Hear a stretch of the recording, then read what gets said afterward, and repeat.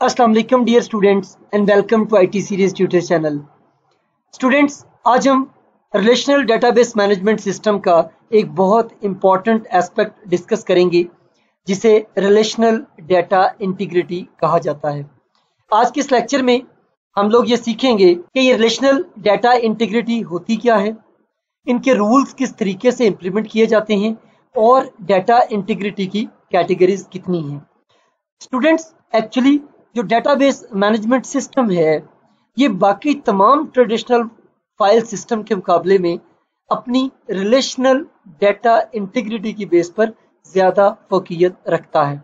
Relational data integrity actually reliability है data की, accuracy है डेटा की, कि हमारा डेटा डेटाबेस में इंसर्ट होते वक्त, मैनिपुलेट होते वक्त, एडिट होते वक्त, अपडेट होते वक्त, डिलीट होते वक्त किन किन रूल्स को फॉलो करता है कि हमारे डेटा की एक्यूरेसी में फर्क नहीं पड़ता, चाहे एक ही वक्त में सेम डेटा को कई यूजर एक्सेस कर रहे हो या चेंज कर रहे हो या अपडेट कर रहे हो।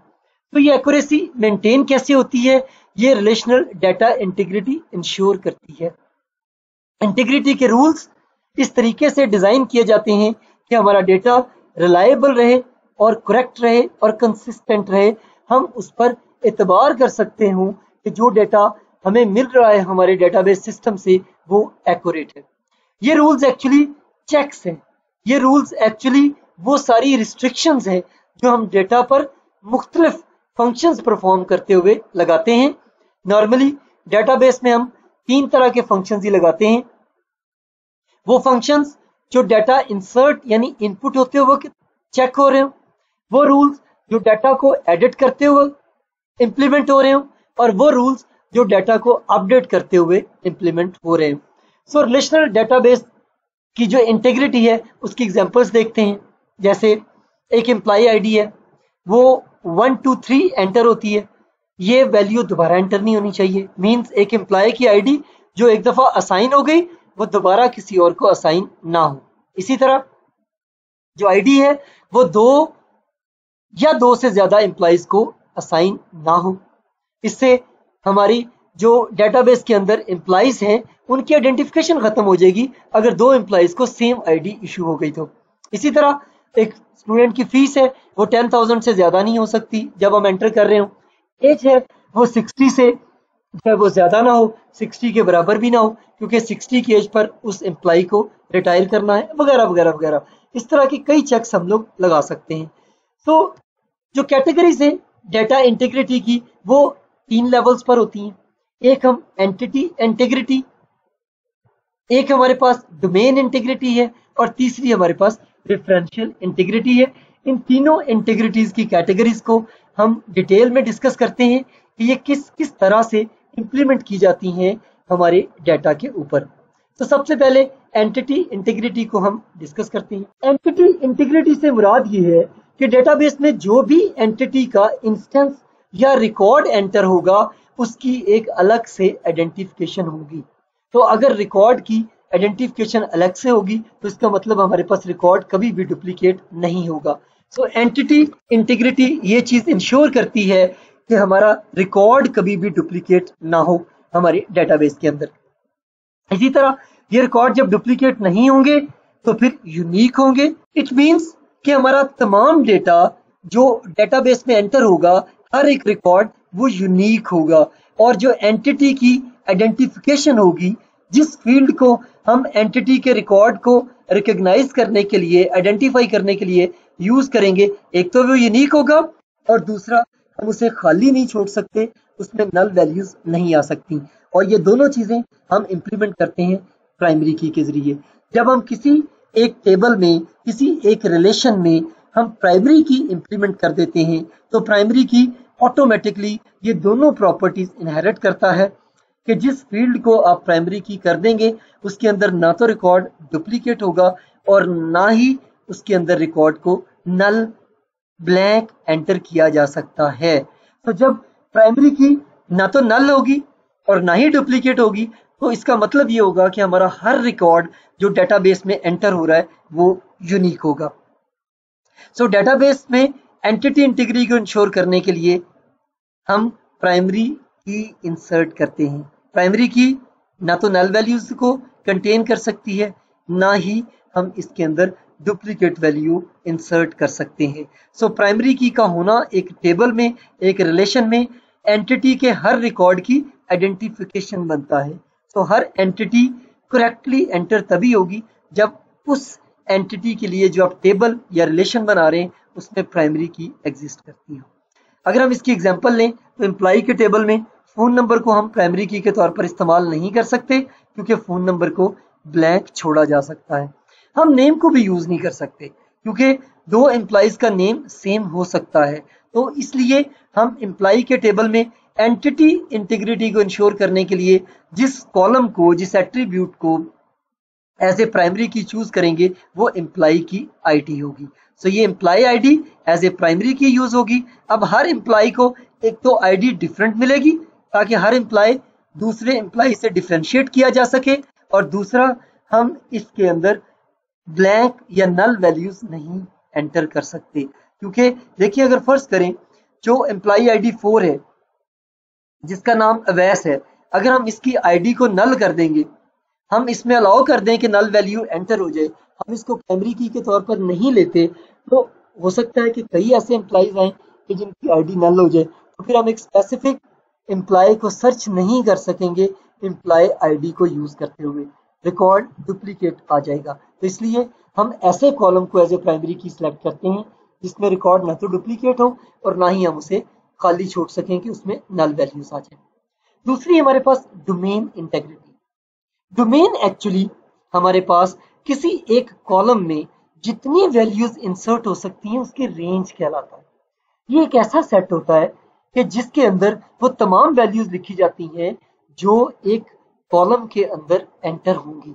सो एक एट्रीब्यूट की जितनी पॉसिबल वैल्यूज हो सकती हैं वो सारी डोमेन इंटेग्रिटी कहलाती हैं। हर कॉलम का डोमेन का सेट अपना होगा, और इस डोमेन की जो वैल्यूज होंगी, ना सिर्फ ये कि ये वैल्यूज चेक की जाएंगी जब डाटा इस कॉलम में एंटर किया जाएगा, बल्कि हम इस डोमेन इंटेग्रिटी के लिए डिफरेंट रूल्स भी लगा सकते हैं, जिसमें हम मुख्तलिफ रिलेशनल ऑपरेटर यूज कर सकते हैं, less than, greater than, equal to, not equal to, between, list, इस तरह की वैल्यूज हम दे सकते हैं डोमेन इंटेग्रिटी के लिए कि ये कॉलम इन रूल्स को फॉलो करेगा।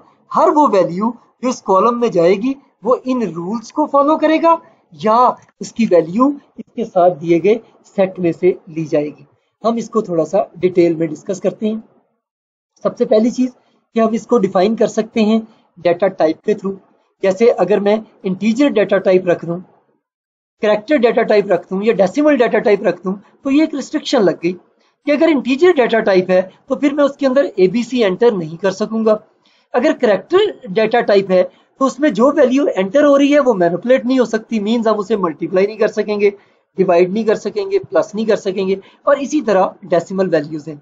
सो जब आप एक डाटा टाइप किसी कॉलम की डिफाइन कर देते हैं तो एक्चुअली आप उसकी डोमेन इंटेग्रिटी इंश्योर कर रहे हैं कि इस कॉलम के अंदर जो वैल्यूज आएंगी वो सारी की सारी इस डाटा टाइप से रिलेटेड होंगी, और ना सिर्फ ये कि वैल्यूज बल्कि जो ऑपरेशंस इन वैल्यूज पर परफॉर्म होंगे वो भी सारे के सारे इसी डाटा टाइप के मुताबिक होंगे। जैसे इंटीजर डाटा टाइप है तो ऐड हो सकती है, सब्ट्रैक्ट हो सकती है, मल्टीप्लाइड हो सकती है, मॉड लिया जा सकता है।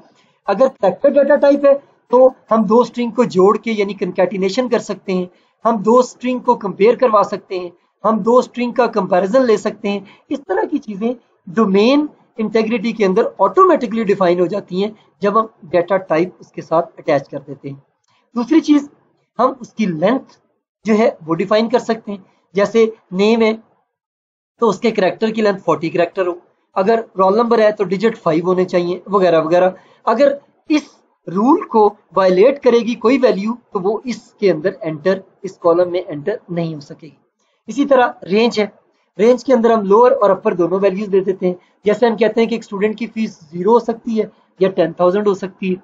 अब अगर कोई गलती से भी माइनस की वैल्यू लिख जाएगा, जैसे हम कहते हैं जी फीस इसकी 5,000 है, कंसेशन 6,000 दे दी, तो जैसे ही माइनस हो के वैल्यू उसकी -1,000 आएगी तो वो कहेगा जी कि इस रेंज के अंदर तो ये फॉलो नहीं करती, ये लाई नहीं करती। ये तो मैक्सिमम आप ये कर सकते हैं कि फीस को 0 कर दें, या आप इसको 10,000 कर दें या 5,000 कर दें, तो ये आपकी वैल्यू इस रेंज में फॉलो नहीं करती। इसी तरह डेट का फॉर्मेट है जिसमें हम DDMMYY या MMDDYY दे सकते हैं। अब अगर हमने ये दूसरा फॉर्मेट यूज किया हो तो हम इसमें अगर वैल्यू डालें 20/01/2020 तो वो एंटर नहीं होगा क्योंकि मंथ 20 होता ही नहीं। इसी तरह अगर मैं इसमें वैल्यू एंटर करते हुए फरवरी के 30 डेज लिख जाऊं, जनवरी के 32 डेज लिख जाऊं, तो वो भी नहीं एंटर होगा क्योंकि जब आप डेटा टाइप डेट डिफाइन कर देंगे तो फिर ऑटोमेटिकली उसकी डोमेन इंटीग्रिटी उन वैल्यूज को एक्सेप्ट करेंगी जो एक वैलिड डेट के अंदर एक्सेप्ट हो सकती हो।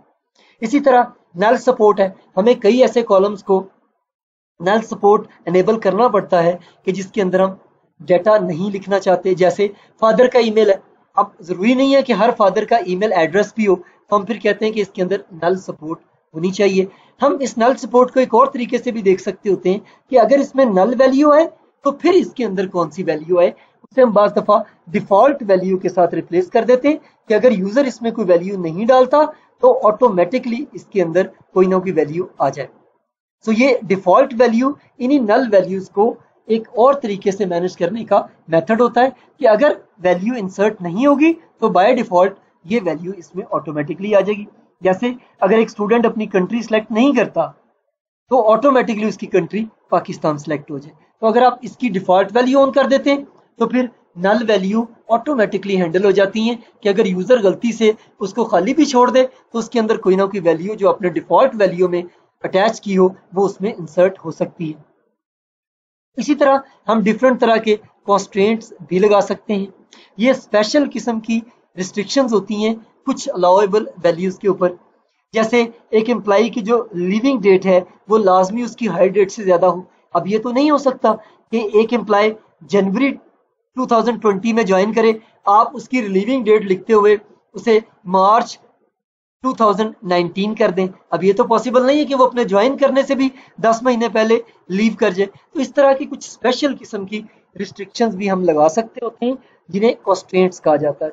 सो डोमेन इंटेग्रिटी अटैच करने का हमें ये फायदा होता है कि हम एंट्री की मैक्सिमम मिस्टेक से बच सकती है। जैसे हम कहते हैं कि जो मोबाइल नंबर है वो मैक्सिमम 11 कैरेक्टर एंटर हो सके, 11 नंबर एंटर हो सके। CNIC है 13 नंबर से कम हो तो वो एक्सेप्ट ही ना करे। तो इस तरह के स्पेशल कॉन्स्ट्रेंट्स भी हम इंप्लीमेंट कर सकते हैं डोमेन के साथ।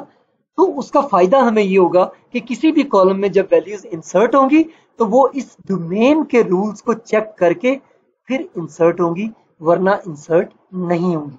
अब आप एक स्टूडेंट से फी ले लेते हैं, उसका वॉचर आ गया, उसने फी पे कर दी, आपने अमाउंट लिख के उसके ऊपर डाल दी, स्टूडेंट भी चला गया। अब बाद में अगर आप उसकी अमाउंट कम करना चाहें तो ये पॉसिबल नहीं है कि जो अमाउंट रिसीव होगी वो तो अकाउंट्स में चली गई। अब आप रिसीव्ड अमाउंट को चेंज नहीं कर सकते। हाँ, ये हो सकता है कि जब तक उसने रिसीव नहीं की तब तक उसके वॉचर को रीजनरेट किया जा सके।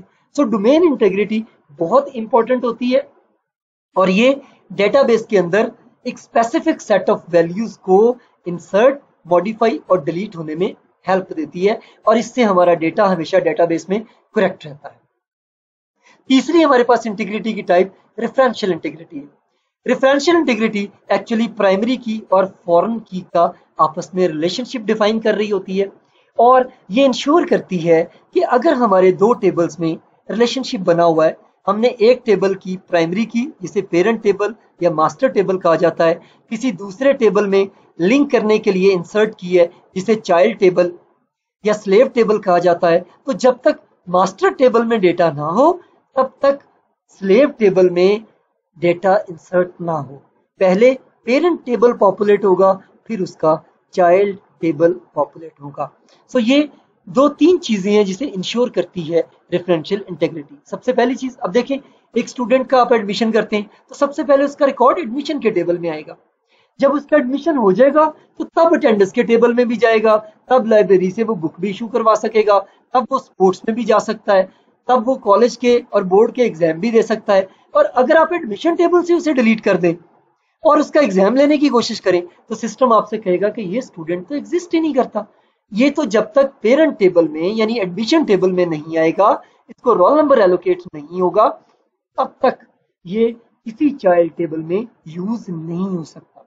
अब इसका हमें एक एडवांटेज और भी होता है कि अगर हम मास्टर टेबल से कोई रिकॉर्ड अनइंटेंशनली गलती से डिलीट कर दें या खुद करें किसी एक रिकॉर्ड को डिलीट, एक स्टूडेंट 2 माह से कॉलेज नहीं आ रहा, आप उसका एडमिशन में से डिलीट कर देते हैं, तो अब रेफरेंशियल इंटेग्रिटी ये इंश्योर करेगी कि अब कोई टीचर उसकी अटेंडेंस भी ना लगा सके, अब लाइब्रेरियन उसे बुक भी इश्यू ना कर सके, अब वो स्पोर्ट्स वाले के पास जाकर कोई स्पोर्ट्स की गुड्स भी इश्यू ना करवा सके। तो ये तमाम चीजें तभी पॉसिबल होंगी जब हमने रेफरेंशियल इंटेग्रिटी को एनेबल किया होगा। सो रेफरेंशियल इंटेग्रिटी ये प्रिजर्व करती है कि जो रिलेशनशिप प्राइमरी और चाइल्ड टेबल यानी मास्टर और स्लेव टेबल के दरमियान है, पेरेंट और चाइल्ड टेबल के दरमियान है, उसे इंश्योर करे जब रिकॉर्ड को ऐड किया जाए, डिलीट किया जाए और अपडेट किया जाए। सो की वैल्यूज हमेशा कंसिस्टेंट रहती हैं, टेबल्स में सेम रहती हैं, आप उनमें चेंज नहीं कर सकते अगर प्राइमरी और फॉर्म की रेफरेंशियल इंटेग्रिटी आपने अनेबल की हो तो। इसको हम एग्जांपल से भी अभी एक्सप्लेन करते हैं। सो अगर रेफरेंशियल इंटेग्रिटी आपने अनेबल की हो और प्राइमरी टेबल से की फील्ड डिलीट कर दें, यानी एडमिशन के टेबल से अपने स्टूडेंट को कॉलेज से एक्सपेल कर दिया, तो फिर वो बाकी तमाम टेबल से भी एक्सपेल हो जाएगा अगर आप डेटाबेस मैनेजमेंट सिस्टम को यूज कर रहे हैं तो। अब रेफरेंशियल इंटेग्रिटी में ये इंश्योर होता है कि प्राइमरी टेबल में यूज होने वाली प्राइमरी की और फॉर्म टेबल में, चाइल्ड टेबल में यूज होने वाली फॉर्म की, इनकी वैल्यू या तो बिल्कुल एग्जैक्टली सेम हो, अगर उधर रोल नंबर 1 से 10 तक है तो एग्जाम भी 1 से 10 तक ही होगा, या फिर फॉर्म टेबल के अंदर, चाइल्ड टेबल के अंदर जो रिकॉर्ड है अगर वो मैच नहीं कर रहा प्राइमरी की से तो फिर हम उसे कंप्लीटली नल कर देते हैं। सो नल ये रेफरेंस बता रहा होता है कि हमारे पास ये रिकॉर्ड प्राइमरी टेबल में मौजूद नहीं है। हम एग्जांपल लेते हैं, हमारे पास एक टेबल के अंदर स्टूडेंट्स का रिकॉर्ड है एडमिशन का और एक में उनके रिजल्ट्स हैं मुख्तलिफ सब्जेक्ट्स के।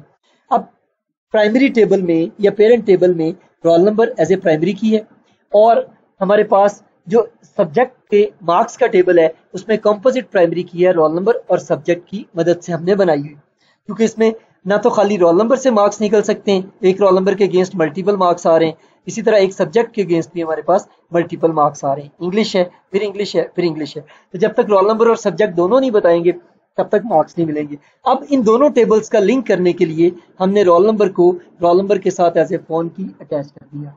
अब ये चीज इंश्योर होगी कि इस फॉर्म की के टेबल के अंदर रोल नंबर वही एंटर हो जो प्राइमरी की के अंदर मौजूद है, यानी अगर एक डाटा एंट्री ऑपरेटर गलती से रोल नंबर 3 की बजाय 4 लिख देता है, उसके कंप्यूटर के मार्क्स डाल देता है, तो जैसे ही वो इस टेबल में रिकॉर्ड को सेव करने लगेगा, रेफरेंशियल इंटेग्रिटी चेक करेगी कि रोल नंबर 4 जो फॉर्म की में है क्या वो प्राइमरी की में भी मौजूद है पेरेंट टेबल के अंदर, अगर तो मौजूद है तो डाटा इंसर्ट हो जाएगा, अगर मौजूद नहीं है तो फिर आपको मैसेज आएगा कि इसका रिलेटेड रिकॉर्ड प्राइमरी टेबल में, पेरेंट टेबल में तो एग्जिस्ट ही नहीं करता, यानी ये तो स्टूडेंट ही नहीं है जिसका आप रिकॉर्ड डाल रहे हैं, तो आप इसका रिकॉर्ड कैसे डाल सकते हैं। यह चीज ट्रेडिशनल फाइल सिस्टम में कभी भी हैंडल नहीं होती, उसमें आप गलती से जो मर्जी रोल नंबर लिख जाएं, सिस्टम आपको कभी गाइड नहीं करता। तो एक तो ये चीज होगी कि जब रिकॉर्ड इंसर्ट होगा तब रेफरेंशियल इंटेग्रिटी चेक होगी पेरेंट और चाइल्ड टेबल की। उसके बाद अब फर्ज करें आप यहाँ से रोल नंबर 3 डिलीट कर देते हैं, तो यहाँ से जो रोल नंबर 3 के रिकॉर्ड्स हैं फिर इनका क्या स्टेटस होगा, यानी अगर आप ये डिलीट कर दें तो आपके पास एडमिशन में रह गए सिर्फ 2 students, roll number 1 and roll number 2, जबकि रिजल्ट आपके पास 3 स्टूडेंट्स का है, तो ये एंड वाले रिकॉर्ड जस्टिफाई नहीं हो पा रहे। अब रेफरेंशियल इंटेग्रिटी से किस तरीके से मैनेज करेगी कि सबसे पहली बात, जब आप इस रिकॉर्ड को पेरेंट रिलेशन टेबल में से, पेरेंट रिलेशन में से डिलीट करेंगे तो आपको मैसेज आएगा कि इसके रिलेटेड रिकॉर्ड चाइल्ड टेबल में मौजूद है, 3 रिकॉर्ड्स मौजूद हैं, या तो इनको भी डिलीट करें या फिर ये भी डिलीट नहीं होगा। अगर आपने इन्फोर्स की हो रेफरेंशियल इंटेग्रिटी, कैस्केड अपडेट और कैस्केड डिलीट को एक्सेस के अंदर, तो फिर जब आप यहाँ से डिलीट करेंगे तो आपसे वो पूछेगा कि ये रिलेटेड रिकॉर्ड भी डिलीट कर दूं मैं, डीबीएमएस आपको मैसेज देगा। जब आप यस करेंगे तो ये 3 नंबर जो स्टूडेंट है वो प्राइमरी टेबल, पेरेंट टेबल से भी डिलीट हो जाएगा और चाइल्ड टेबल से भी डिलीट हो जाएगा। तो ये दूसरा लेवल हो गया इसको इंप्लीमेंट करने का। पहला लेवल क्या था कि इंसर्ट करेंगे तो चेक होगा, दूसरा लेवल डिलीट करेंगे तो चेक होगा। अब तीसरी चीज कि अगर मैं इस रोल नंबर 3 को बदल के 4 कर देता हूँ, मींस मैंने रोल नंबर अपडेट कर दिया पेरेंट रिलेशन के अंदर, तो फिर इसके यहाँ से जो कॉरस्पॉन्डिंग रिकॉर्ड्स हैं वो तो फिर इसके साथ मैच नहीं करेंगे। यहाँ 4 हो गया, यहाँ 3 हो गए, तो फिर आपको डीबीएमएस की तरफ से मैसेज आएगा कि प्राइमरी टेबल के अंदर आप जो चेंजेस कर रहे हैं ये चेंजेस या तो इसके चाइल्ड टेबल के अंदर भी करें या फिर यहाँ पर भी नहीं होंगी। अगेन अगर आपने कैस्केड अपडेट को चेक किया होगा एक्सेस के अंदर, तो वो जब यहाँ पर रोल नंबर 4 होगा तो इन तीनों रिकॉर्ड्स का भी रोल नंबर 4 हो जाएगा, ताकि ये आपस में मैच करते रहें। तो इस तरह से जो डेटाबेस मैनेजमेंट सिस्टम है वो रेफरेंशियल इंटेग्रिटी को इंप्लीमेंट करता है, रिकॉर्ड इंसर्ट करते वक्त, रिकॉर्ड डिलीट करते वक्त और रिकॉर्ड अपडेट करते वक्त, ताकि पेरेंट टेबल और चाइल्ड टेबल के जो रिकॉर्ड्स हैं वो आपस में सिंक्रोनाइज्ड रहें। Thank you.